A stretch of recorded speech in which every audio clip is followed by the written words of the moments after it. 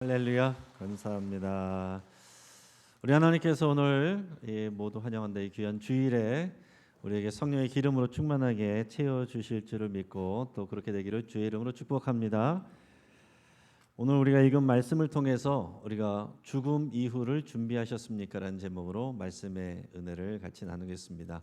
매달 첫째 주일에는 우리가 모두 환영한 데이로 예배하고 이때에는 기본적인 구원과 복음에 대한 설교를 합니다. 그래서 여러분 교회 나오시면서도 아직 구원의 확신이 없고 또 죽음 이후를 준비하지 못하신 분들은 잘 들으시고 자신의 믿음으로 잘 소화하실 수 있길 바랍니다. 세상 모든 사람들은 다 행복하기를 원하고 행복하기 위해서 열심히 돈을 벌죠. 지금 우리가 사는 이 세상에서 제일 부자가 누군지 아십니까? 이 공식적인 기록을 제가 지금 보니까 이 지금 지구상에서 1등 부자가 누구냐면은 LVMH 기업 회장인 베르나르 아르노라는 분입니다. 자, 이 기업이 쉽게 말하면은 루이비통 회사예요. 우리 여자분들 많이 좋아하시죠?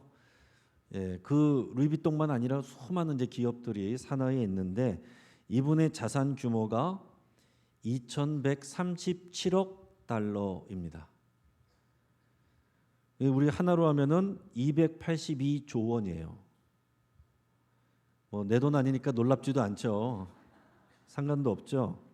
근데 비공식적으로 진짜 부자는 사우디아라비아의 빈살만 왕세자라고 합니다. 그의 자산 규모는 2조 달러. 우리 돈으로 하면은 2,643조 원이라고 그래요. 지난 2022년에 카타르 월드컵 때 사우디아라비아가 예선 1차전에서 아르헨티나를 이긴 적이 있습니다. 그때 기분이 좋아가지고 이 빈살만 왕세자가 선수 전원에게 한 명당 하나씩 롤스로이스 차를 다 선물을 해주기도 했습니다. 뭐 그 정도로 부자인데 각국의 정상들도 이렇게 굽신거릴 정도로 그런 재력과 영향력을 갖춘 사람입니다. 정말로 이 땅에서 아쉬울 게 없는 사람이죠. 자, 이런 사람이라면 뭐가 아쉬울까요? 나이 들어서 죽는 게 제일 아쉽죠. 돈이 이렇게 많은데 평생 다 쓸 수도 없는 돈을 이렇게 쌓아놓고서 나이 들어서 건강을 잃고 또 죽음을 맞이한다는 게 제일 싫겠죠. 그래서 이분은 연간 10억 달러 약 1조 3천억 원씩을 매년 불로장생을 연구하는데 지금 투자하고 있대요. 자, 이분뿐만이 아니라 이 불로장생에 관심을 갖고 투자하는 사람들이 세계 각국의 부자들이 여기에 이제 투자를 하고 있습니다. 이 지금 기술 혁신의 메카라고 불리는 미국 실리콘밸리에서 가장 주목받는 연구 분야 중에 하나가 바로 이런 불로장생, 노인, 노화 치료. 어떻게 하면 우리가 늙지 않을 수 있을까? 어떻게 하면 우리가 죽음을 더 미룰 수 있을까? 대처할 수 있을까? 뭐 이런 연구가 가장 많이 연구되고 있습니다. 그럼 젊을 때는 돈이 최고죠. 그래서 돈 벌기 위해서 열심히 도는데 어느 정도 돈을 벌게 되고 이제 재정적으로 안정이 되면 그때부터는 이제 건강이 관심입니다. 그러다가 더 나이가 들게 되면은 어떻게 하면은 내 이름을 남길 수 있을까? 그리고 더 나이 들게 되면 어떻게 죽음을 준비할까? 이렇게 가게 됩니다. 그래서 요즘에 웰리빙, 웰다잉 이런 또 분야가 사람들에게 많이 관심을 갖습니다. 웰리빙 어떻게 우리가 살아야 될 것인가? 웰다잉 어떻게 죽음을 준비할 것인가? 웰다잉과 웰리빙은 다 연결이 되어 있습니다. 근데 실제적으로 보면은 이제 웰리빙 내용들을 보면 퇴직 후에 우리가 노후를 어떻게 준비할 것인가 이런 내용들이 많고 웰다잉은 어떻게 우리가 죽음을 이해하고 받아들일 것인가 이런 내용이 많은데 주로 또 연명 치료를 받지 않도록 권면하는 내용들이 또 거기 안에 들어가 있습니다. 여러분 우리가 특히 노년에 연명 치료를 받기 위해서 병실에 누워서 온갖 기계와 장치들을 달고서 그렇게 오래 살면 그게 무슨 의미가 있겠어요? 기약 없이 이 연명치료 장치에 의지해서 중환자실에서 오랜 시간 동안 이렇게 누워 있을 때 본인도 괴롭고 가족들도 굉장히 괴롭거든요.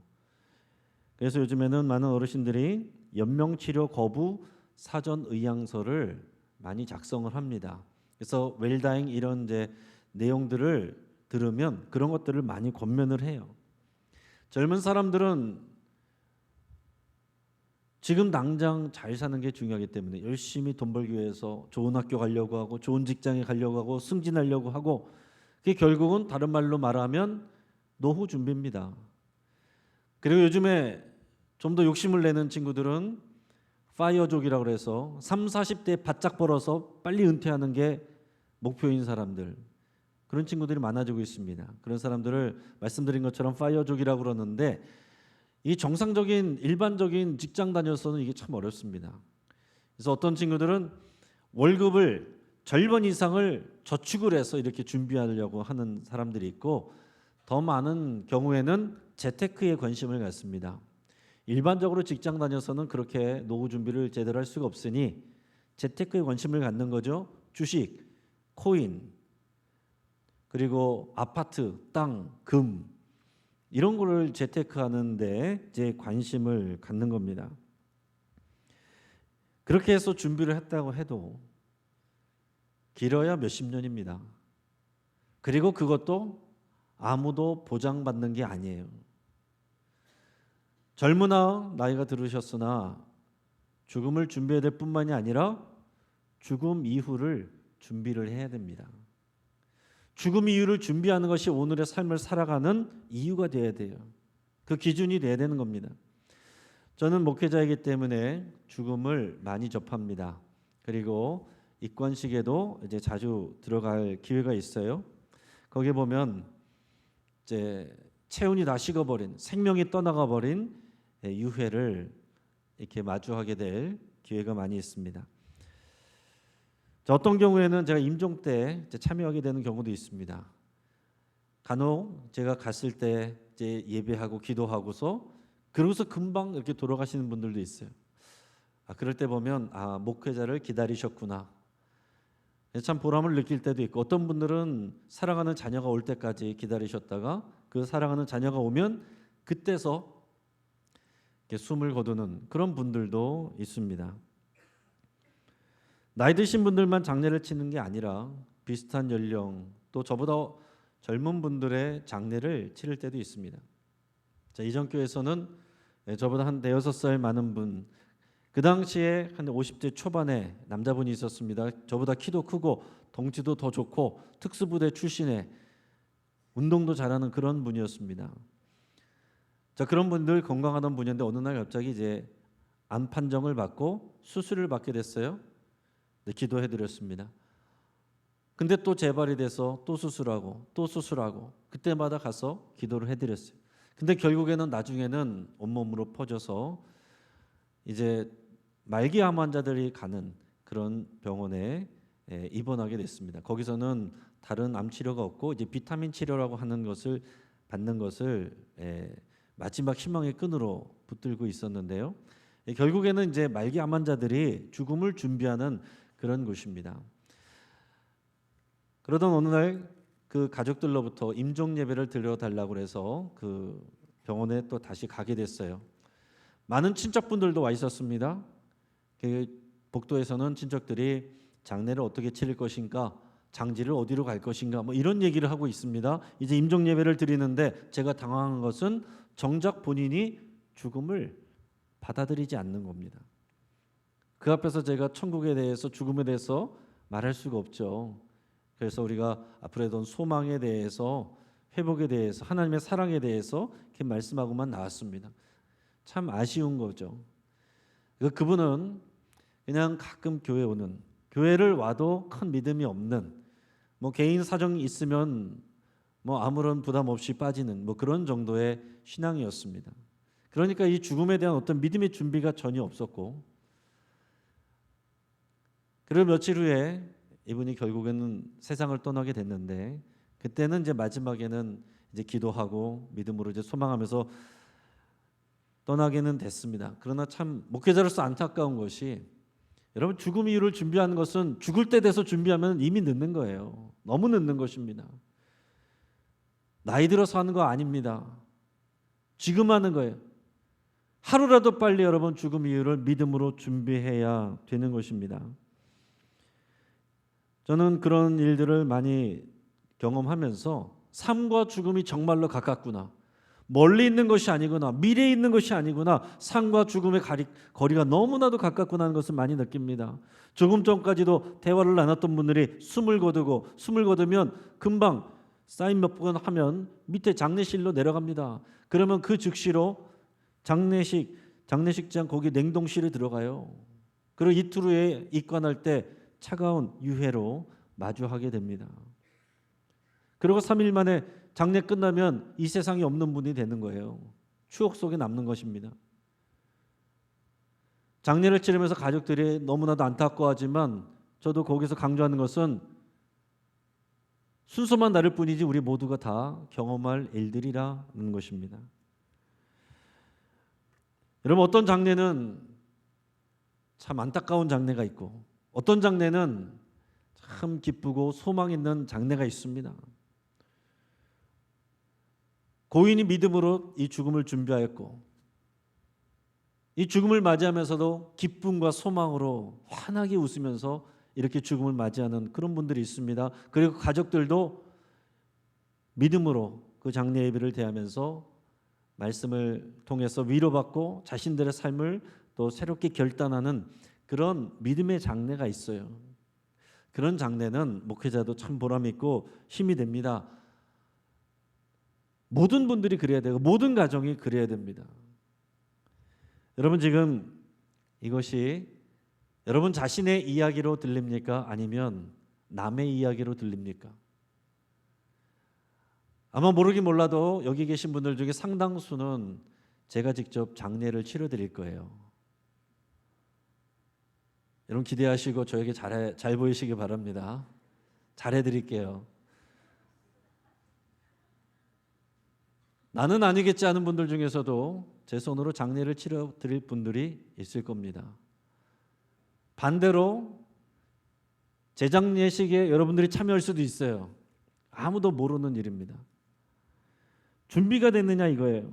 죽음을 직면해 우리의 삶도 제대로 볼 수 있는 것입니다. 여러분, 죽음 이후를 준비하셨습니까? 여기에 대해 여러분의 확신이 있기를 바라요. 당장의 생활과 노는 돈이 필요하겠죠. 죽음을 준비하는 데 있어서는 좀 성숙한 마음가짐이 필요합니다. 그런데 죽음 이후를 준비하는 것은 진리에 대한 올바른 지식과 확실한 믿음이 필요한 것입니다. 오늘 그것을 준비하실 수 있기를 축복해요. 그런데 이 죽음 이후에 대해서 교회 다니시는 분들도 오해하시는 분들이 꽤 많이 있습니다. 오늘 간단하게 정리해 드립니다. 어떤 분은 죽으면 모든 게 다 없어지는 거지, 우리의 존재도 기억도 다 없어지는 거지, 이렇게 생각하는 분이 있습니다. 절대 그렇지 않습니다. 죽으면 다음 생에서 태어나게 되는 거지 다음 생에는 더 잘해봐야지, 그것도 아닙니다. 최선을 다해서 열심히 살았으니까 나는 천국에 가겠지, 나처럼 열심히 산 사람이 천국에 못 가면 누가 천국에 가겠나, 그것도 아닙니다. 죽으면 모든 고통이 끝나고 이제 책임도 사라지는 거지, 그것도 아니에요. 여러분, 이 생각하면 큰일 납니다. 자살하는 분들이 다 이 생각 갖고 있어요. 지금 힘든 현실을 피하려고 이 당장의 고통이 사라진다고 생각하니까 그렇게 하는데 큰일 나는 것입니다. 히브리서 9장 27절 마음에 새기시길 바랍니다. 같이 읽겠습니다. 한 번 죽는 것은 사람에게 정해진 것이요 그 후에는 심판이 있으리니. 아멘. 죽음 이후에는 하나님의 심판이 있는 겁니다. 우리 모두는 그리스도의 심판대 앞에 서게 돼요. 내가 지금 당장 죽으면 마찬가지로 그리스도의 심판대 앞에 서게 되고, 예수님이 다시 오시면 그리스도의 심판대 앞에 모든 사람이 그때 다 같이 서게 되는데, 그게 하나님의 나라의 시간 안에서는 다 같은 시간이에요. 고린도후서 5장 10절 같이 읽어보겠습니다. 이는 우리가 다 반드시 그리스도의 심판대 앞에 나타나게 되어 각각 선악간에 그 몸으로 행한 것을 따라 받으려 함이라. 아멘. 자, 그러면 여러분, 선을 많이 행하면 괜찮겠습니까? 그게 아니라는 게 문제예요. 우리가 세상에서 아무리 선을 많이 했어도 죄가 사라지는 게 아닙니다. 세상 법에 의해서 문제가 없고 세상 법으로 사면받았어도 하나님의 법으로 판단받기 때문에 그게 문제인 거죠. 여러분, 세상의 법은 시대마다 나라마다 틀려요. 그런 법으로 어떻게 우리의 영생을 판단할 수가 있겠습니까? 영원히 변하지 않는 하나님의 기준이 되어서 그 하나님의 법이 선악의 기준으로 우리의 삶을, 우리의 말과 행동을, 오늘의 삶의 모든 순간들을 다 판단하신다는 것입니다. 자, 근데 문제는 뭡니까? 이 하나님의 법에는, 하나님의 심판에는 중간이 없습니다. 세상의 법에는 중간이 있어요. 3년짜리, 5년짜리, 10년짜리 종신형, 어떤 것은 집행유예. 근데 하나님의 법과 심판에는 중간이 없습니다. 죄인으로 판정되면 지옥으로, 의인으로 판정되면 천국으로. 근데 여러분, 어떤 사람이 우리의 선으로, 우리의 의로움으로 100점을 맞아서 천국 갈 수 있냐 말이에요. 99점을 맞아도 죄인으로 판정되면 지옥 가는 겁니다. 근데 예수님이 뭐라고 말씀하셨어요? 마음으로 형제를 미워하고 욕하는 자마다 살인자다. 마음으로 음욕을 품는 자마다 간음하였다. 마음으로 탐심하는 것, 그거 이미 도적질한 것이라고 말씀합니다. 어느 누가 자유롭습니까? 어느 누가 100점을 맞을 수 있어요? 이미 우리는 죄가 있고 우리는 또 죄를 짓는데 그럴 가능성이 없다는 얘기, 0%라는 얘기입니다. 그런데 사람으로서 사람의 몸을 입고 죄가 없는 분이 딱 한 분 있습니다. 그게 누구예요? 예수 그리스도죠. 그래서 우리가 예수 그리스도를 믿고 예수님이 우리 안에, 우리가 그분 안에 있을 때 예수님은 100점입니다. 예수님의 의로움은 100점이기 때문에 그 예수님의 100점을 우리의 점수로 하나님이 인정해 주신다는 거예요. 그게 복음입니다. 이게 얼마나 기쁜 일이에요? 이게 되지 아니하면 지옥불에 들어갈 수밖에 없다. 그것이 오늘 본문 말씀의 8절 말씀입니다. 같이 읽어보겠습니다. 그러나 두려워하는 자들과 믿지 아니하는 자들과 흉악한 자들과 살인자들과 음행하는 자들과 점술가들과 우상 숭배자들과 거짓말하는 모든 자들은 불과 유황으로 타는 못에 던져지리니 이것이 둘째 사망이라. 아멘. 이 말씀 잠깐 띄워놔 주시고, 어떤 사람이 지옥에 가는가? 지옥에 갈 수 있는 조건이 뭔가? 여러분 잘 보시기 바랍니다. 두려워하는 자들, 여기서 두려워하는 자들은 내가 예수님을 믿었는데 핍박이 두려워서 신앙을 버린 사람들을 말해요. 믿지 아니하는 자들, 처음부터 안 믿는 사람들을 말합니다. 안 믿었기 때문에 구원 못 받는다가 아니고 예수님을 안 믿으면은 우리가 여전히 죄 가운데 있기 때문에 심판받고 죽을 수밖에 없는 겁니다. 흉악한 자들, 살인자들, 음행한 자들, 도덕적 범죄를 저지른 사람들이에요. 점술가들, 우상 숭배자들, 하나님이 아닌 다른 신과 우상을 섬긴 사람들입니다. 거짓말하는 자들, 이게 따로 있을까요? 이것은 진리를 왜곡하는 사람들이에요. 자, 쉽게 말하면은 이단과 사입이 거기에 부합하는 사람들. 이런 사람들은, 모든 자들은 불과 유황으로 타는 못에 던져지리니 이것이 둘째 사망이라. 이렇게 말씀하고 있습니다.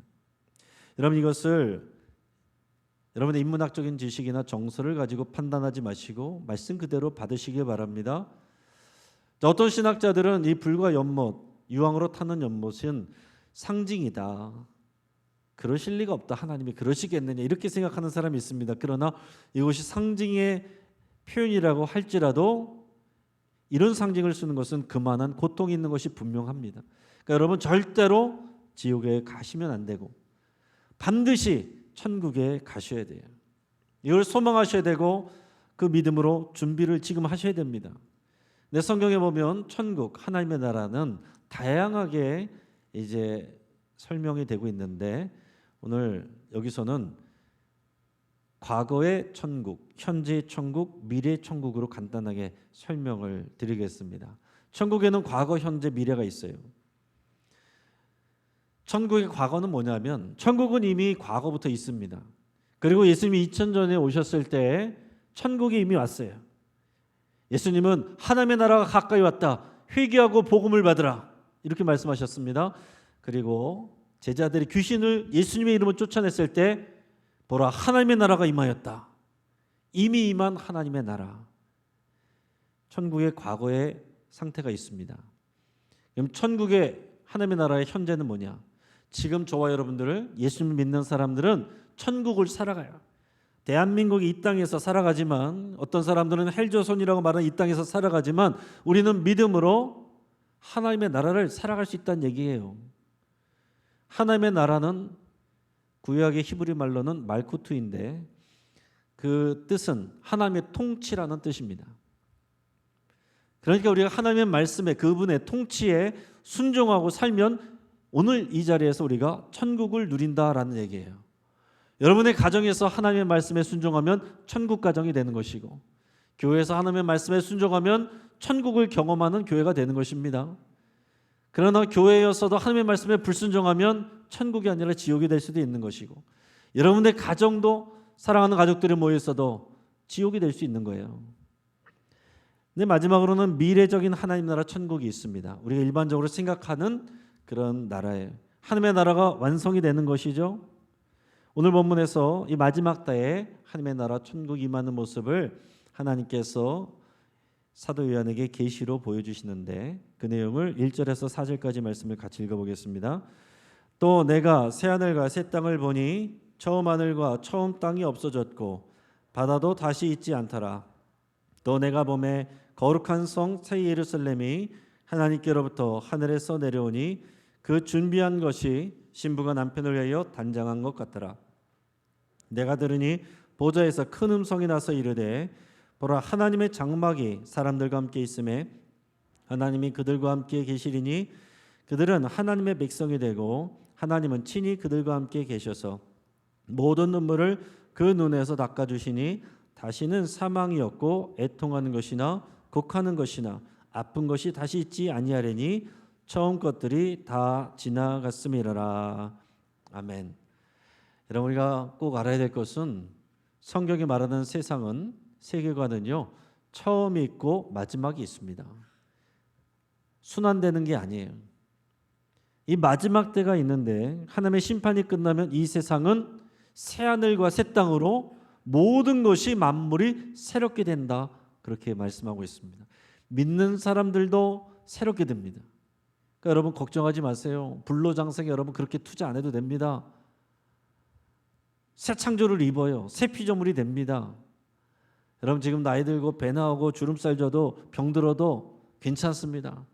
마지막 때가 되면 하나님께서 우리를 새롭게 창조하셔서 건강하고 아름다운 모습으로 영생을 누리게 됩니다. 그 소망을 가지세요. 지금 거울 보면서 여러분 한탄하실 필요가 없어요. 조금만 기다리시면 새 창조를 받습니다. 근데 여기 바다도 없어진다 그랬습니다. 서핑 좋아하시는 분들 어떻게 합니까? 바다도 다시 있지 않더라. 자, 이건 비유와 상징인데, 바다는 하나님을 대적하는 마귀 사탄의 근거지를 바다로 표현을 많이 합니다. 바다가 다시 없다는 것은 이제는 더 이상 하나님을 대적하는 마귀의 사탄의 활동이 없다는 거예요. 그 앞에 보면 이미 하나님께서 불못에 집어 던졌기 때문에 이제는 하나님의 아름다운 통치와 그 평강만이 임하는 하나님의 세상이 이루어진다는 것입니다. 자, 그리고 하나님이 요한에게 환상을 또 보여주시는데, 자, 위에서부터, 하늘에서부터 거룩한 성 새 예루살렘 도시 자체가 이렇게 내려옵니다. 쉽게 말하면 그게 천국인데 하나님의 나라가 이렇게 오는 거예요. 그러니까 우리가 생각하는 것은 죽어서 하나님 나라를 가는 거죠. 이런 경험한 사람들 보면 어딘가로 이렇게 끌려가고 올라가고 뭐 이런 느낌을 받는데, 성경에서 마지막 때 이루어질 미래의 하나님의 나라는 오는 것입니다. 그 하나님 나라에 우리가 들어가는 거죠. 그래서 우리가 주기도문에서 보면 아버지의 나라가 오게 하시며 이렇게 기도하시잖아요. 그 하나님의 나라가 오는 것을 하나님이 보여주셨어요. 자, 그리고 하나님의 나라는 하나님이 왕이 돼서 백성들과 함께 있는 것이고 통치하는 것입니다.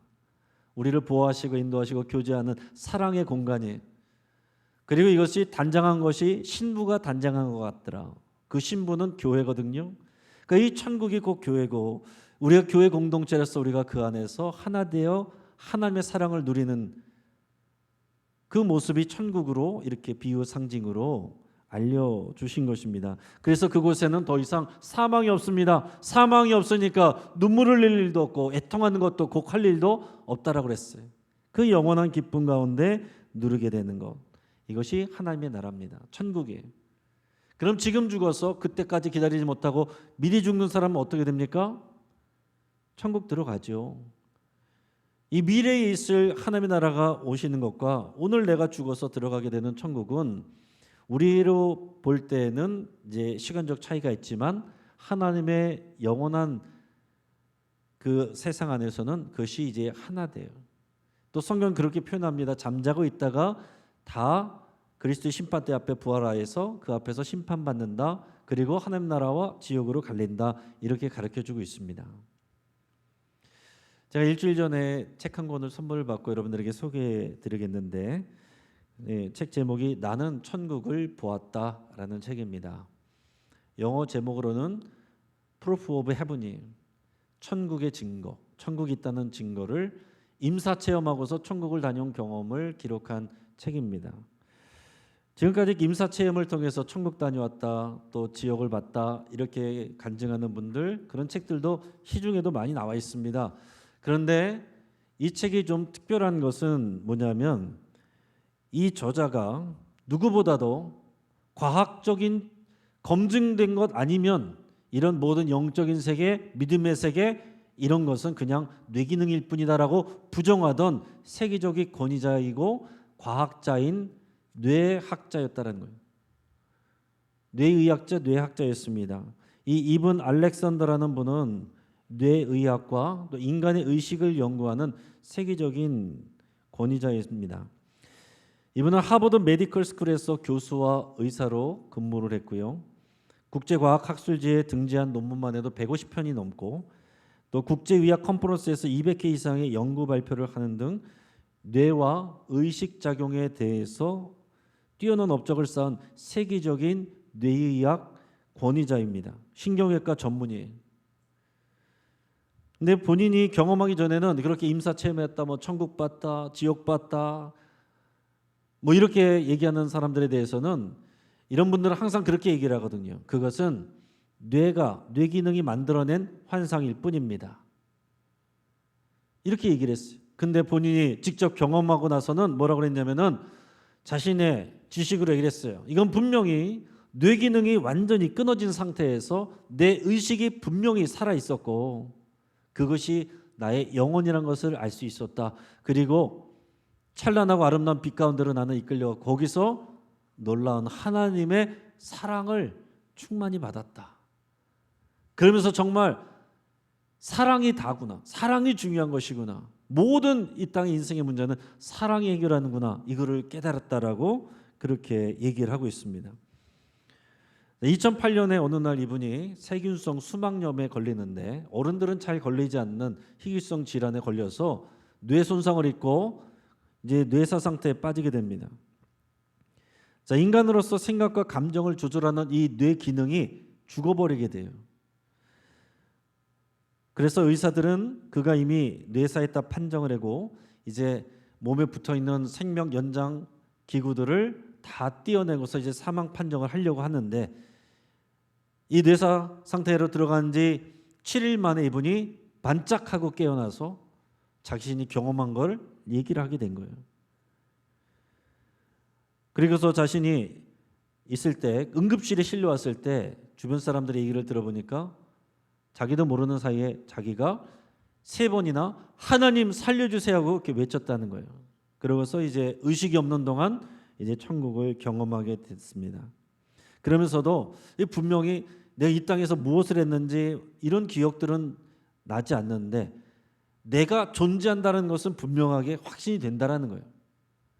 그러면서 이것이 나중에 영혼이구나, 이것이 영혼이구나 하는 것을 생각하게 됐다고 얘기를 해요.